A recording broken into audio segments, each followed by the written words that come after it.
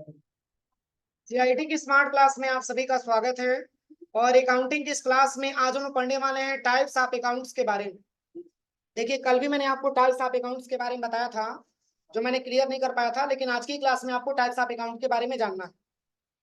देखिए, सबसे पहले अगर हम टाइप्स ऑफ अकाउंट के बारे में बात करें तो अकाउंट आपके मुख्यतः तीन प्रकार के होते हैं। कितने प्रकार के?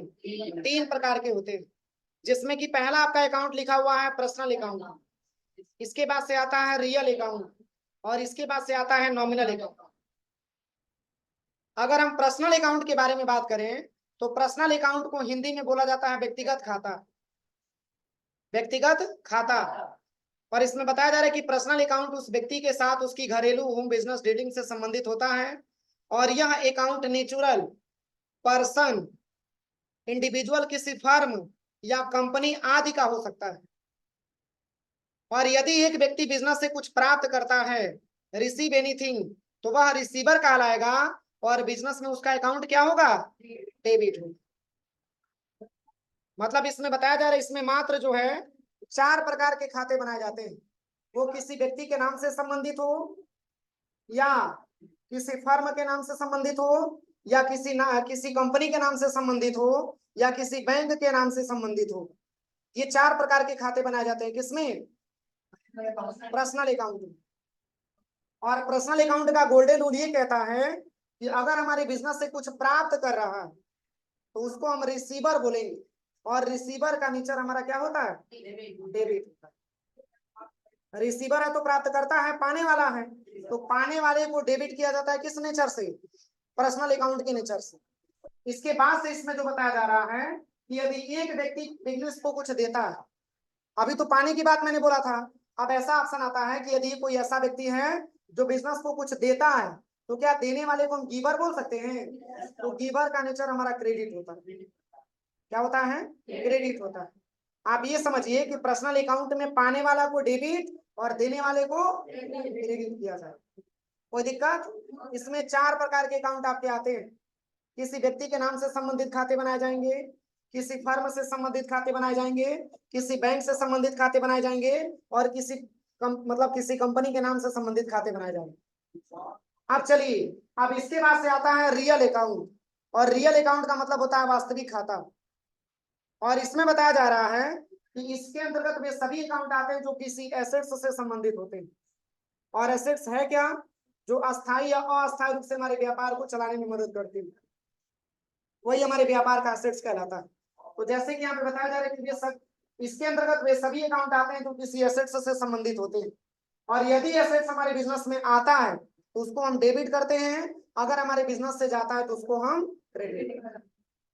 जैसे कि मान के चलिए, हमने कोई व्यापार किया, उस व्यापार में अगर हमारे बिजनेस में व्यापार में अगर एसेट्स आ रहा है तो आने वाले को डेबिट करेंगे, अगर व्यापार से जा रहा है तो जाने वाले चीज को क्रेडिट करेंगे। ये रूल है किसका? Real account. यानी कि इस तरीके से बोल सकते हैं कि जो धन वस्तु व्यापार में आए उसको हम करते हैं डेबिट, और जो धन वस्तु व्यापार से जाए उसको हम करते हैं क्रेडिट। कोई दिक्कत किसी को? अब चलिए, अब इसके बाद से आता है नॉमिनल अकाउंट, और नॉमिनल को हिंदी में बोला जाता है नाम मात्र का खाता। इसमें मात्र चार प्रकार के खाते बनाए जाते हैं। कितने प्रकार के? चार प्रकार के खाते। वो कौन कौन सा? तो इनकम, एक्सपेंस, प्रॉफिट और लॉस। मात्र चार प्रकार के खाते बनाए जाते हैं। मतलब जो भी आपके बिजनेस में एक्सपेंस होगा, इनकम होगा, प्रॉफिट होगा, लॉस होगा, अगर आपके बिजनेस में ट्रांजेक्शन आ रहे हैं तो ऐसे ट्रांजेक्शन को सॉल्व करने के लिए आपको नॉमिनल अकाउंट का इस्तेमाल करना होता है। कोई दिक्कत? यही बात है इसमें बताया जा रहा है। देखिए, कह रहा है कि ये अकाउंट बिजनेस में एक्सपेंस, इनकम, गेन और लॉस से संबंधित होता है, और यदि बिजनेस में बिजनेस को चलाने, रन और मैनेज करने के लिए एक्सपेंस होता है तो उस एक्सपेंस का अकाउंट हमारा डेबिट होता है। मतलब आपके बिजनेस में जो भी ओवरऑल एक्सपेंस होगा, जो भी आपके बिजनेस में लॉस होगा, उसका अकाउंट हमेशा डेबिट होता है। क्या होता है?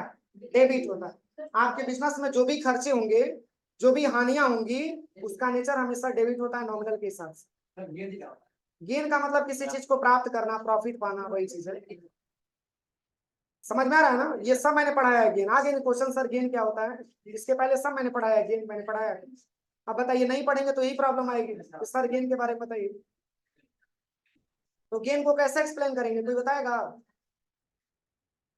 आप गेन क्वेश्चन आया तो बताइए किसी को, कोई बताइए गेन क्या होता है। किसी एक सिंगल ट्रांजेक्शन में जो हमको प्रॉफिट होता है उसी को हम गेन बोलते हैं, और ये गेन हमको आकस्मिक प्राप्त होता है। जैसे किसी फिक्स एसेट्स को हम सेल करेंगे तो हमारे गेन के अंतर्गत आएगा, या फिर मान के चलिए कि अगर कोर्ट में आपका कोई केस चल रहा हो और अचानक से आपने उसको जीत गया, वो गेन कहलाता है। ये सब मैंने इसके पहले पढ़ा है। तो देखिए यहाँ पे बताया जा रहा है कि यदि हमारे बिजनेस को चलाने, रन और मैनेज करने के लिए अगर हमारे बिजनेस में एक्सपेंस होता है तो उस एक्सपेंस का अकाउंट हमारा क्या होता है, डेबिट होता है। क्या बिजनेस किए हैं तो बिजनेस को हमको रन करना है, रन कराना मतलब आगे लेकर के हमको आगे बढ़ना है, तो क्या उसमें एक्सपेंस नहीं होगा? अब एक्सपेंस होगा तो इनकम भी तो होगा। तो यहाँ पे क्या बताया जा रहा है कि एक्सपेंस का अकाउंट हमारा डेबिट होता है, और कह रहा है कि यदि बिजनेस में कोई सर्विस प्रोवाइड करने से अथवा हायर बिजनेस एसेट्स से अगर हमको इनकम होती है, आमदनी होती है, तो कह रहा है कि उस इनकम का अकाउंट हमारा क्रेडिट है। मतलब कि ओवरऑल आप ये समझिए कि आपके बिजनेस में अगर लाभ हो रहा और आय हो रहा तो क्या प्रॉफिट और इनकम बोल सकते हैं? इसको हम बोलते हैं क्रेडिट। किस नेचर से? नॉमिनल के हिसाब से। ये नॉमिनल अकाउंट के रूल के हिसाब से हमारे बिजनेस में जो भी इनकम होता है, प्रॉफिट होता है, उसको हम क्रेडिट करते हैं, और प्लस जो भी हमारे बिजनेस में हानि होता है और प्लस खर्च होता है, अरे या तो लॉस होगा या तो एक्सपेंस होगा, तो इसका नेचर क्या होता है? किसी को कोई प्रॉब्लम? तो तीनों अकाउंट्स का मैंने अलग अलग आपको गोल्डन रूल बता दिए कि पर्सनल अकाउंट में पाने वाले को डेबिट और देने वाले को क्रेडिट किया जाता है। रियल अकाउंट में अगर हमारे एसेट्स हमारे बिजनेस में आता है तो डेबिट, अगर हमारे व्यापार से एसेट्स जाता है तो क्रेडिट। ये रियल अकाउंट में मैंने बताया। और नॉमिनल अकाउंट में लाभ और आय को क्रेडिट किया जाता है, हानि और खर्च को डेबिट किया जाता है। ये मैंने बताया है ना। अब चलिए, अब इसके बाद से जो अगला पॉइंट आपका दिया है, अब जो अगला पॉइंट आपका दिया है देखिए, गोल्डन रूल ऑफ अकाउंटेंसी। अभी तो आपने ये चीज जाना कि पर्सनल अकाउंट क्या होता है, रियल अकाउंट क्या होता है और नॉमिनल अकाउंट क्या होता है। अब आप ये कैसे पता कर पाएंगे कि कौन सा अकाउंट का है, या किसी अकाउंट को अगर आपसे बोल दिया जाए तो आप अकाउंट को कैसे पहचानेंगे कि किस अकाउंट के अंतर्गत आता है। तो ये अकाउंट को पहचानना यानी कि किसको, मतलब जैसे कि पर्सनल अकाउंट में कौन कौन से अकाउंट आते हैं, रियल अकाउंट में कौन कौन से अकाउंट आते हैं, नॉमिनल अकाउंट में कौन कौन से अकाउंट आते हैं, और पर्सनल अकाउंट में कब और किसे डेबिट क्रेडिट किया जाता है, रियल अकाउंट में कब और किसे डेबिट और क्रेडिट किया जाता है, या नॉमिनल अकाउंट में कब और किसे डेबिट और क्रेडिट किया जाता है, वही आज की क्लास में पहचानना। तो देखिए इसमें लिखा हुआ है कि गोल्डन रूल्स ऑफ अकाउंटेंसी। इसमें पहला जो आपका लिखा है पर्सनल अकाउंट, व्यक्तिगत खाता, और सेकंड में लिखा हुआ है रियल, और रियल का मतलब होता है वास्तविक। इसमें एसेट्स से संबंधित खाते बनाए जाते हैं, इसलिए ब्रैकेट में लिखा हुआ है एसेट्स अकाउंट। अब इसके बाद से तीसरा क्या है, नॉमिनल।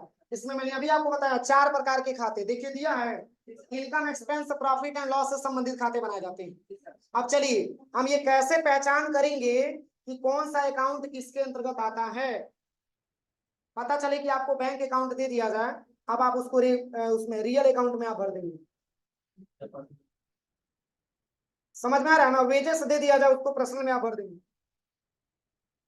तो अभी तो आपने अकाउंट पहचानना सीखा, अब उस अकाउंट के अंदर कौन कौन सा अकाउंट आता है उसको भी आपको पहचानना है। तो देखिए सबसे पहले अगर हम बात करें यहाँ पे, तो सबसे पहला आता है पर्सनल अकाउंट। क्या आता है? Personal account. अभी मैंने आपको बताया है कि पर्सनल अकाउंट एक व्यक्ति के साथ उसकी घरेलू होम बिजनेस डीलिंग से संबंधित होता है। इसमें नेचुरल किसी पर्सन का अकाउंट हो सकता है, इसमें किसी फर्म का अकाउंट हो सकता है, और किसी कंपनी का अकाउंट हो सकता है, और किसी बैंक का अकाउंट हो सकता है। तो जैसे इसमें देखिए स्टेप आपको क्या बताया जा रहा है, जैसे कि सबसे पहले यहाँ पे लिखा हुआ है पर्सन अकाउंट। पर्सन अकाउंट का मतलब क्या हुआ, व्यक्ति का खाता। तो इसमें राम अकाउंट दिया, सही है। राम अकाउंट हो गया, रहीम अकाउंट हो गया, रोहन अकाउंट हो गया, सोहन अकाउंट हो गया। मतलब कि अकाउंट से पहले नाम जोड़ते जाइए, वो सब एक प्रकार के पर्सन अकाउंट में आता है। कोई दिक्कत?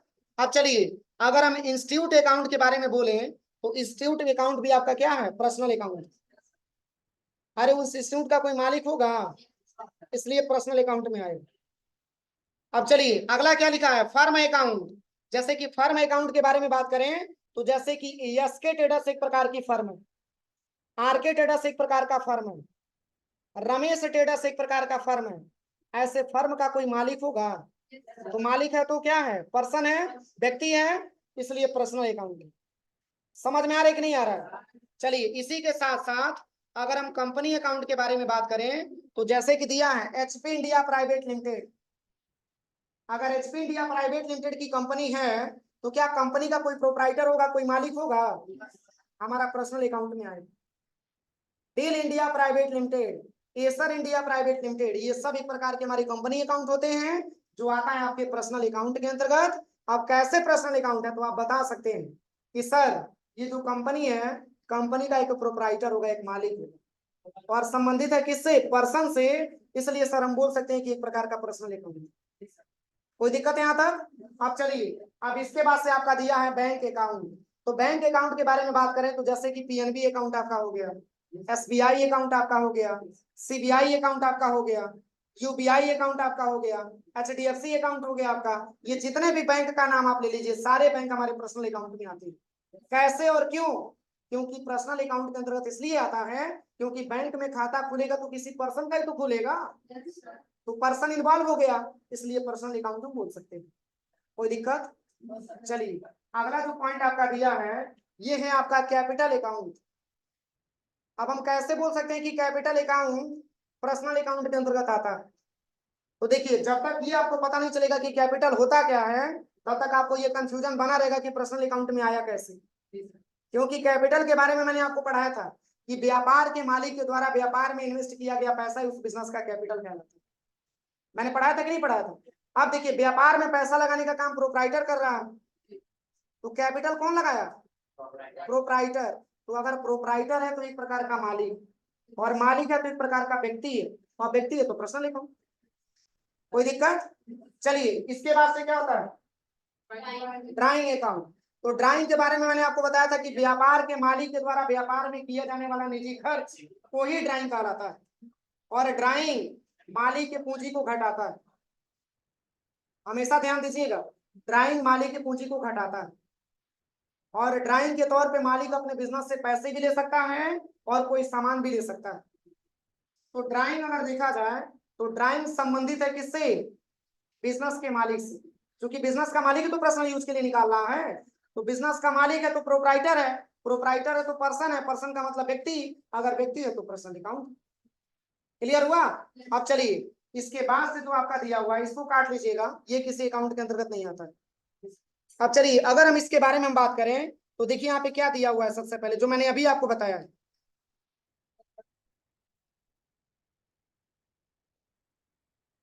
देखिए अभी मैंने बताया है, अगर हमारे बिजनेस में देने वाला है तो उसका नेचर क्रेडिट होगा, अगर पाने वाला है तो उसका नेचर क्रेडिट होगा। समझ में आ रहा है ना? अगर देने वाला है तो उसको हम इंग्लिश में गिवर बोलेंगे, और गिवर का नेचर क्रेडिट होता है। और पाने वाला है तो पाने वाले को हम बोल सकते हैं रिसीवर, और रिसीवर का नेचर हमारा डेबिट होता है। कोई दिक्कत इसमें? अब चलिए अब हम चलते हैं सबसे पहले रियल अकाउंट में। अभी तो मैंने केवल पर्सनल अकाउंट में बताया है, अब रियल अकाउंट में मैंने अभी आपको बताया कि एसेट्स से संबंधित खाते बनाए जाते हैं।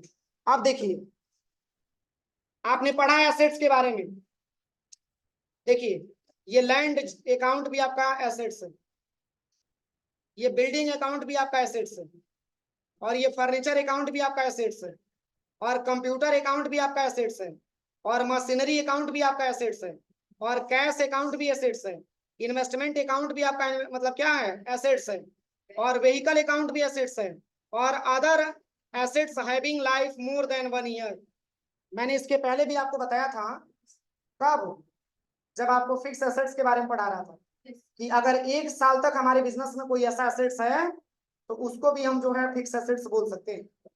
तो वही लिखा हुआ है कि अदर एसेट्स, हमारे बिजनेस में कोई अन्य एसेट्स भी ऐसा है जिसका टाइम अगर 1 साल हो गया हमारे बिजनेस का, एसेट्स कहलाता है। कोई दिक्कत? अब इसमें मैंने क्या बताया कि जो धन वस्तु व्यापार में आए उसको हम करेंगे डेबिट, और जो धन वस्तु व्यापार से जाए उसको हम करेंगे। क्लियर हुआ? अब चलिए अब हम चलते हैं नॉमिनल अकाउंट में। अभी मैंने बताया कि नॉमिनल अकाउंट में 4 प्रकार के खाते बनाए जाते हैं। इनकम, एक्सपेंस, प्रॉफिट और लॉस। हाँ क्या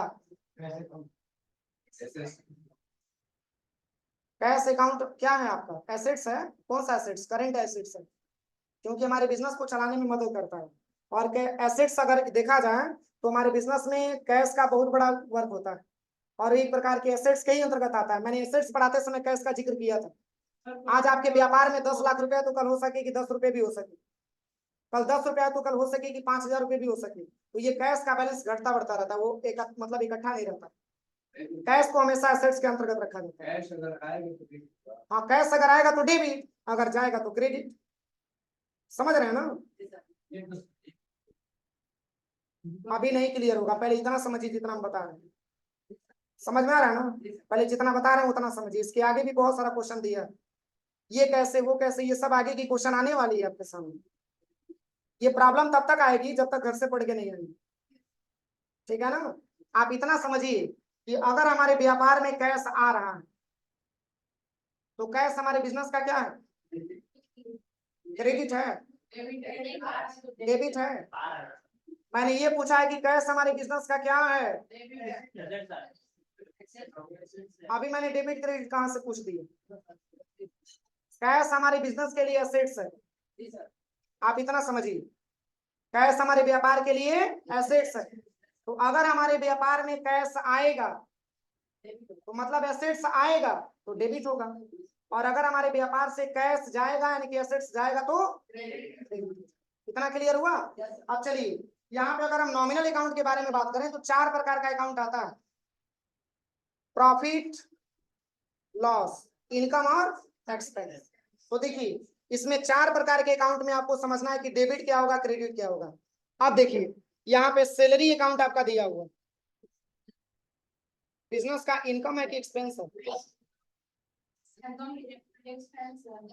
अगर हम बिजनेस में किसी को सैलरी दे रहे तो इनकम हो रही है, क्या हो रही है? तो खर्च हो रहा है तो क्या होगा? खर्च हो रहा है तो एक्सपेंस हो जाएगा। खर्च हो रहा है तो डेबिट होगा ना, खर्च हो रहा है तो एक्सपेंस हो जाएगा।